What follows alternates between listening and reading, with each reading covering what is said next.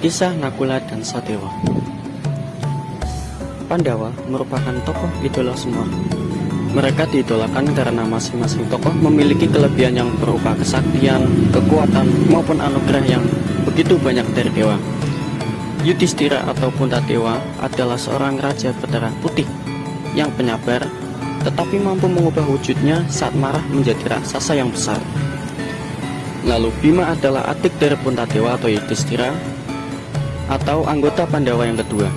Dia memiliki kekuatan seperti 1000 gajah, kuku yang sangat tajam, serta gede yang besarnya mampu menggilas satu kompi pasukan. Arjuna adalah Pandawa yang ketiga. Tokoh ini digandrungi karena parasnya yang tampan dan sakti mandraguna. Dia terkenal sebagai lananging jagat lancuring bawana, atau pria yang tampan di dunia yang pernah menjadi raja di kayangan. Jangan ditanya berapa banyak pusaka yang dia miliki, baik yang berwujud keris maupun panah. Dia memiliki istri yang banyak dan cantik-cantik. Bahkan jika diibaratkan, satu kesatriaan Madukara sebagian ditinggali oleh istri-istrinya. Konon, dia adalah bagian dari reinkarnasi Wisnu selain Krishna di masa Mahabharata. Keduanya membentuk Dwi Tunggal yang tidak dipisahkan. Untuk tokoh si kembar Nakula dan Sadewa, mereka jarang tampil di cerita wayang di Indonesia. Dalam cerita-cerita wayang, biasanya Nakula dan Sadewa hanya muncul pada adegan jejer di kerajaan Amarta. Mereka berdua lebih banyak diam dalam adegan pagelaran. Hanya ada beberapa lakon saja yang menjelaskan kiprah kedua tokoh ini. Walaupun diam, mereka sebenarnya juga penting dalam Pandawa. Saking pentingnya, Nakula dan Sadewa, anak-anak Pandu, tidak bisa disebut sebagai Pandawa jika salah satunya tidak ada. Dalam hal kesaktian yang dimiliki juga tidak sebanding dengan kakak-kakaknya. Dia tidak memiliki pusaka andalan seperti Yudhistira dengan jimat Kalimasada, Bima dengan gada rujak polo, atau Arjuna dengan panah Pasupati. Tanpa kita sadari, sebenarnya kedua tokoh ini memiliki kemampuan yang lebih tinggi daripada ketiga kakak-kakaknya. Bagi yang sudah pernah menonton lakon wayang Sudamala, pasti mengetahui bagaimana kiprah Sadewa yang begitu besar dalam dunia pewayangan. Dia mampu meruat Bathari Durga, memisahkan antara jiwa Permoni dan Dewi Uma.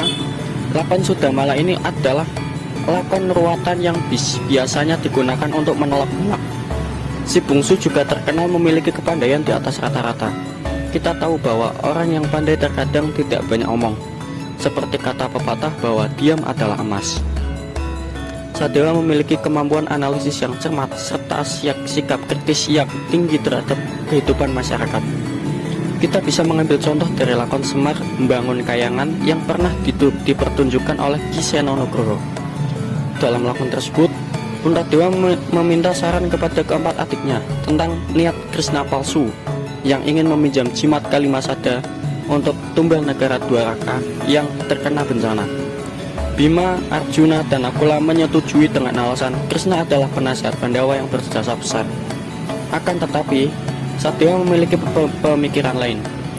Dia berpendapat bahwa tidak mungkin sekelas Krishna yang notabene titisan Wisnu tidak mampu mengatasi masalah di negaranya. Selain itu, penggunaan jimat Kalimasada sebagai tumbal juga tidak etis. Kalimasada adalah dasar dan pedoman bagi warga Amarta. Hal ini sama saja mencederai nilai-nilai yang ada dalam jimat Kalimasada. Maka dia menolak keinginan Krishna.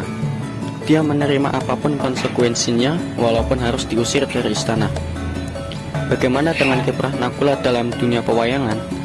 Sepertinya tokoh satu ini paling pendiam. Dia lebih banyak bekerja daripada berbicara. Dia memiliki kegemaran dan keahlian dalam bidang pertanian dan peternakan. Dalam Wirataparwa disebutkan bahwa Nakula dan Sadewa menyamar sebagai Tantripala dan Dharmagranti. Hidup di pedesaan sebagai petani dan peternak yang mengelola lumbung pangan Wirata. Suatu ketika, lumbung tersebut diserang oleh banyak hama yang menyerang tanaman, bahkan merusak lahan hingga hasil panen menurun. Sebagai petani yang bertanggung jawab terhadap ketahanan pangan, mereka berdua bersama Bilawa atau Bima kemudian bekerjasama untuk membasmi hama dan membenahi lahan tersebut. Dalam Bharatayuddha, kedua tokoh ini juga tidak diam. Sebagai anak dari dewa pengobatan, Nakula dan Sayadewa memiliki kemampuan untuk mengobati penyakit yang diderita seseorang. Sangat mungkin dalam Bharatayuddha mereka berdua lebih aktif di belakang layar sebagai tabib yang mengobati prajurit dan para panglima yang terluka akibat peperangan. Mereka berdua hanya beberapa kali saja maju dalam peperangan.